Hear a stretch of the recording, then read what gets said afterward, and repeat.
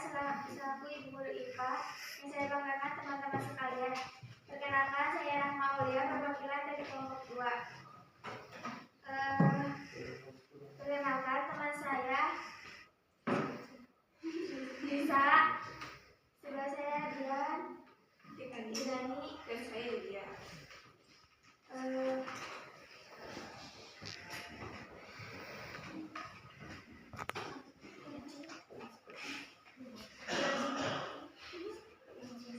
Langsung saja yang akan membacakan menjelaskan tentang mengenai pengertian limbah, pengertian baku mutu lingkungan, dan pengelompokan berdasarkan senyawa. Yang akan dibacakan oleh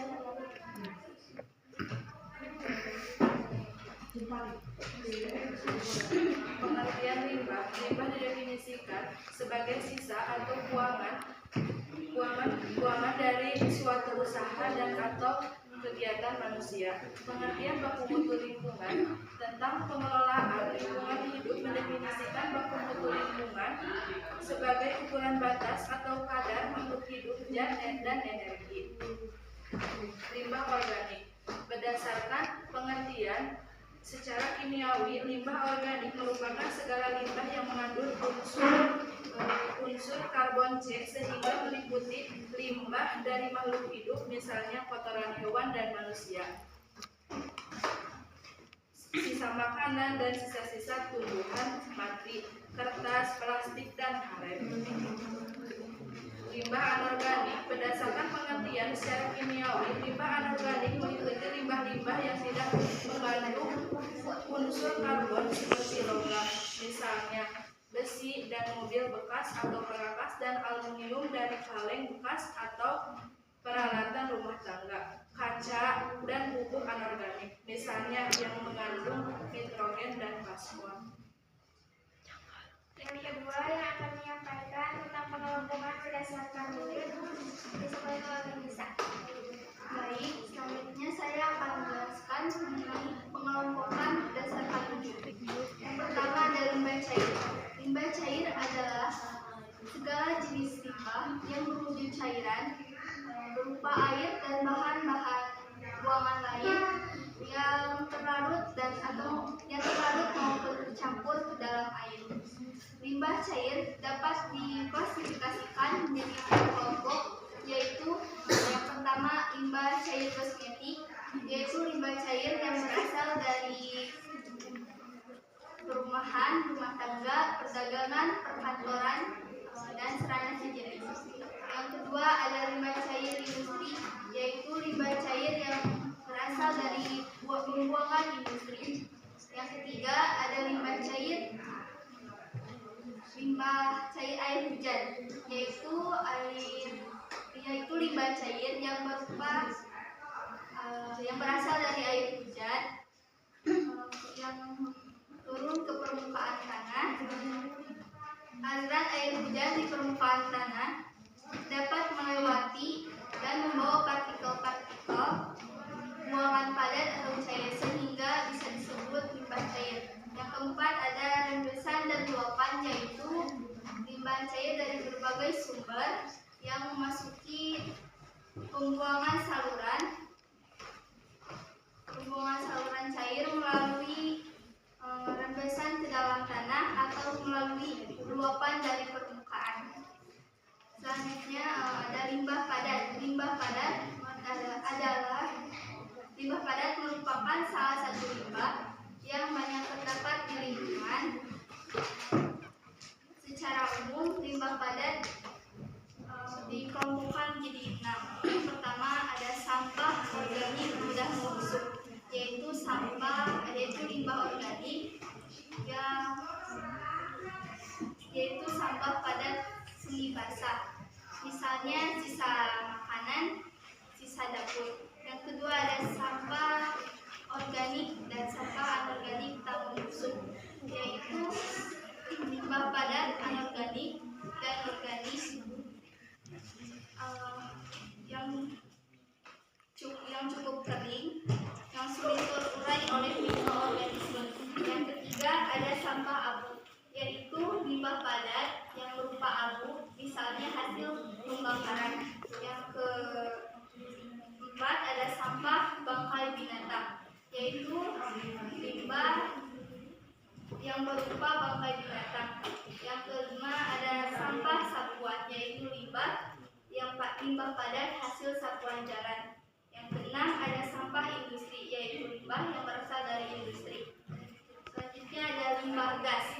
Limbah gas biasanya dibuang ke udara, dan di udara terkandung beberapa unsur kimia seperti O2, N2, NO2, CO2, H2, dan lain-lain. Pada umumnya, jenis limbah gas yang ada di udara terdiri dari macam-macam senyawa kimia. Di antaranya ada karbon dioksida, jenisnya tidak berwarna tapi berbau. Yang kedua ada karbon dioksida, jenisnya gas tidak berwarna dan tidak berbau. Yang ketiga ada nitrogen oksida, berwarna berbau. Yang keempat ada sulfur oksida, tidak berwarna, berbau tajam. Yang kelima asam klorida, berupa uap. Yang keenam ada amonia, jenisnya berbau. Dan yang ketujuh ada metan. Amonia jenisnya tidak berwarna tetapi berbau. Yang ketujuh ada metan, jenisnya berbau. Yang kedelapan ada nitrogen klorida, jenisnya tidak berbau. Yang kesembilan ada nitrogen sulfida, jenisnya berbau. Dan yang ke-10 ada klorin, jenisnya berbau. Kemudian Hirani akan menyampaikan tentang limbah B3. Baik. Yang keempat, limbah bahan berbahaya dan beracun. Limbah bahan berbahaya dan beracun adalah sisa satu kegiatan yang mengandung bahan berbahaya dan beracun yang karena sifat zat atau bahan tersebut diklasifikasikan sebagai limbah B3 karena memenuhi karakteristik limbah B3 berikut. Limbah mudah meledak, yaitu limbah pada suhu tekanannya 25 derajat. Limbah mudah terbakar, yaitu limbah pada suhu limbah yang mempunyai berupa cairan yang mengandung alkohol. Limbah bersifat relatif, merupakan limbah Schneider. Limbah beracun, yaitu limbah yang mengandung pencemar yang bersifat beracun bagi manusia atau lingkungan. Limbah yang menyebabkan infeksi, yaitu limbah kedokteran. Limbah bersifat korosif, yaitu limbah yang mempunyai salah satu sifat berikut, menyebabkan iritasi. Dan yang terakhir, Julia menyampaikan tentang limbah, karakteristik limbah, dan fungsi. Baik, di sini saya akan menyampaikan limbah, kemudian karakteristik limbah, dan yang terakhir adalah jenis-jenis limbah. Saya akan menghubungkan dari teman-teman saya. Yang pertama adalah limbah. Limbah adalah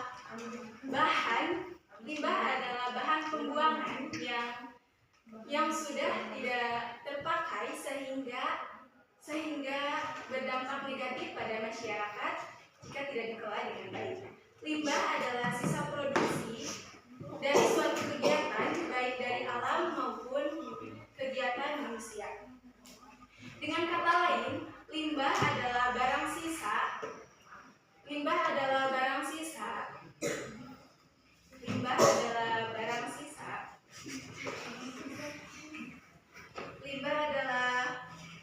Limbah adalah barang sisa yang sudah tidak bermanfaat lagi atau yang sudah tidak bernilai ekonomi lagi. Kemudian karakteristik limbah. Ada beberapa karakteristik limbah pada umumnya. Di antaranya berukuran mikro, kemudian bersifat dinamis, yang berdampak dengan luas dan berdampak untuk jangka panjang. Karakteristik limbah dibagi menjadi 3, yaitu karakteristik fisik, kemudian kimia, dan yang terakhir karakteristik biologi. Karakteristik fisik dibagi menjadi zat padat, kemudian suhu, bau, dan juga warna berperubahan. Kemudian domestik kimia. Dan yang terakhir karakteristik biologi yaitu untuk mengukur kualitas air yang kita konsumsi atau air mineral atau air bersih. Kemudian jenis-jenis limbah. Terdapat tiga jenis-jenis limbah. Yang pertama berdasarkan sumber, kemudian yang kedua berdasarkan senyawanya, dan yang ketiga berdasarkan bentuk atau bentuk. Yang pertama saya bahas adalah berdasarkan sumbernya, yaitu limbah domestik. Limbah yang berasal dari kegiatan rumah tangga atau usaha seperti perkantoran, pasar, dan juga restoran. Ada juga limbah pertanian yang berasal dari pertanian atau perkebunan. Ada juga limbah industri yang berasal dari sisa atau buangan sebuah industri. Kemudian ada limbah dari dunia kesehatan, yaitu disebut dengan limbah medis. Seperti limbah domestik pada umumnya, limbah medis seperti obat-obatan atau zat kimia lainnya, itu disebut limbah medis. Kemudian yang kedua ada berdasarkan senyawanya. Ada 3, yaitu limbah organik, anorganik, kemudian B3, bahan berbahaya beracun. Saya bahas yang pertama adalah bahan limbah organik, yaitu limbah yang berasal dari makhluk hidup seperti kulit pohon, kulit telur, kemudian dedaunan, dan lain-lain. Kemudian limbah anorganik bersifat tidak mengurai atau tidak membusuk karena mikroorganisme pengurai, seperti plastik, botol minuman, kemudian serbuk besi, dan lain-lain. Yang ketiga ada limbah B3, bahan berbahaya beracun. Limbah bahan berbahaya beracun ini sangat mencemarkan, membahayakan lingkungan dan juga kesehatan serta kelangsungan hidup manusia karena sifat-sifat senyawanya. Limbah B3 ini sifat-sifat senyawanya yang mudah meledak, kemudian terbakar, kemudian bersifat mengiritasi atau korosif. Bisa kita temui di dalam rumah kita sendiri. Yang pertama di dapur ada kompor gas, kemudian pembersih deterjen, kemudian di WC ada sabun cuci atau deterjen. Yang ketiga ada di taman, yaitu pupuk atau insektisida. Kemudian berdasarkan bentuk atau wujud, yaitu ada 2. Yang pertama ada limbah cair, yang kedua adalah limbah padat. Limbah cair adalah limbah yang wujudnya cair, dibagi menjadi 4, yaitu yang pertama limbah cair domestik, yang kedua limbah cair industri, yang ketiga limbah cair resapan atau luapan, dan yang keempat limbah cair air hujan. Kemudian limbah padat, limbah yang bentuknya padat seperti plastik, kemudian botol minuman, kemudian serbuk besi, dan lain-lain. Dan yang terakhir adalah limbah gas sangat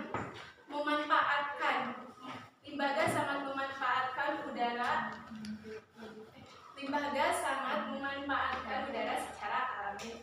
Nah, sekian dari saya. Sekarang saya akan membahas mengenai proyek kami, yaitu dengan membuat pot bunga. Di sini kita semua memanfaatkan limbah domestik, yaitu botol, plastik, atau juga disebut limbah anorganik yang tidak dapat mengurai. Cara pembuatannya yaitu yang pertama adalah memasukkan limbah anorganik tadi seperti plastik, kemudian kertas atau kain. Nah, di sana kita gunting-gunting, kemudian kita dimasukkan ke dalam botol. Setelah penuh semuanya kita cat, kemudian kita cat berinisiatif berwarna biru. Kemudian setelah itu kita merekatkan dengan selotip, kemudian diberi pita dan juga dalam tengahnya kita diberi busa dan bunga. Jadilah seperti ini. Sekian dari kelompok kami. Ada yang ingin bertanya? Coba kelompok yang lain dulu. Silakan. Ya, izin bertanya untuk kelompok kedua. Mengapa perlu adanya baku mutu lingkungan?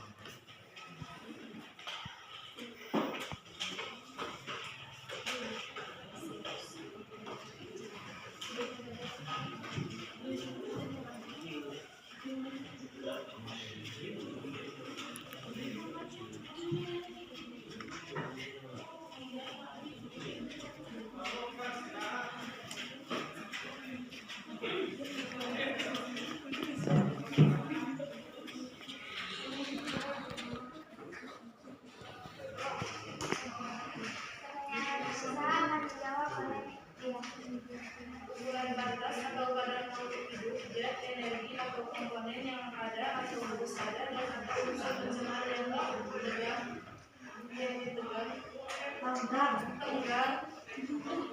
keberadaannya dalam suatu sumber daya tertentu sebagai unsur lingkungan. Mengapa? Alasannya itu mengapa? Pertanyaannya itu mengapa? Ya, mengapa harus ada baku mutu lingkungan? Bukan dari pengertiannya, bukan dari penjelasannya. Alasannya, kenapa aku pakai air baku mutu lingkungan? Jelaskan. Baik, saya akan menjawab. Karena baku mutu lingkungan adalah ambang batas. Ketika itu adalah batas-batas tertentu, jika melebihi batas itu maka akan menimbulkan berdampak negatif bagi kehidupan. Apakah memuaskan jawabannya? Cukup. Ada lagi? Coba. Kelompok lain, Raisa kan istilahnya. Kelompok satu. Kelompok yang lain, coba. Raisa bertanya ya. Ada lagi tidak? Nah, Ibu ada pertanyaan dari Ibu ya. Untuk kelompok kedua. Nah, tadi kan dijelaskan mengenai limbah ya. Nah, yang jadi pertanyaannya, kenapa organ limbah organik sifatnya itu mudah membusuk? Kenapa? Alasannya coba jelaskan. Baik, saya saja yang menjelaskan. Karena limbah organik bersifat membusuk karena itu berasal dari makhluk hidup. Makhluk hidup itu berasal dari makhluk hidup seperti dedaunan. Dedaunan kan sifatnya mudah membusuk. Kemudian kemudian kulit telur juga membusuk. Kalau sampah anorganik kan itu tidak dari makhluk hidup dan juga sifatnya juga tidak dapat diurai. Sifatnya itu terurai. Nah, di sini apa? Itu lihat namanya apa? Jadi sifatnya kalau kelompok itu moderator itu sama ya menjelaskan.